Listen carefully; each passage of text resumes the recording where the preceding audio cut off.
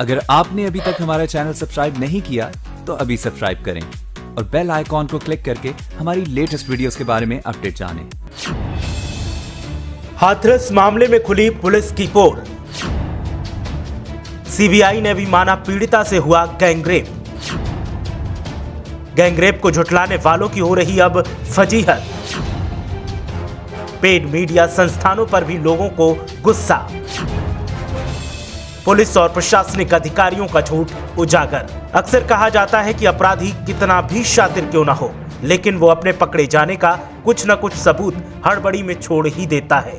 साथ ही कहा जाता है कि अपराध को कितनी भी छुपाने की कोशिश कर ली जाए, लेकिन वो एक न एक दिन उजागर हो ही जाता है। ठीक ऐसा ही अब हाथरस मामले को लेकर देखने को मिल रहा है।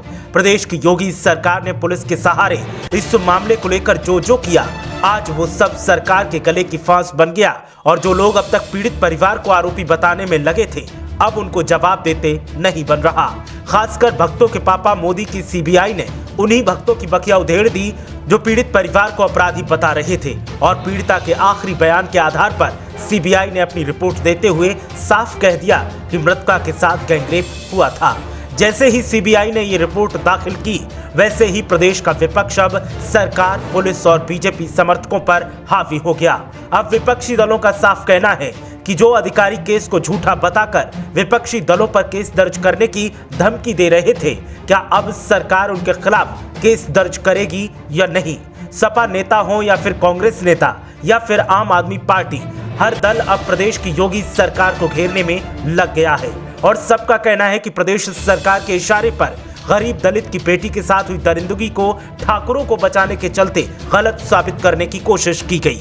इस मामले में कुछ लोग अब मेन स्ट्रीम मीडिया के चैनल्स पर भी गुस्सा निकाल रहे हैं और लोगों का कहना है कि जो चैनल पीड़ित परिवार को कॉल डिटेल के आधार पर अपराधी बनाने की कोशिश कर रहे थे, अब उनके खिलाफ मानहानि का केस दर्ज किया जाए और सभी को वैसी ही सजा दी जाए जैसी आरोपियों को मिलेगी। मामले पर अब वो सामाजिक संगठन भी सवालों के घेरे में हैं जो आरोपियों के पक्ष में दिन रात पंचायत कर पीड़ित परिवार को दोषी बनाने की कोशिश कर रहे थे। अब उनके ऊपर भी केस दर्ज करने की मांग की जा रही है और तमाम अन्य सामाजिक संगठनों का कहना है कि किसी पीड़ित परिवार की इज्जत उछालना हत्या से कम नहीं है। इसीलिए सामाजिक संगठन जो आरोपियों के पक्ष में पंचायत कर रहे थे, उनके खिलाफ भी केस दर्ज होना चाहिए।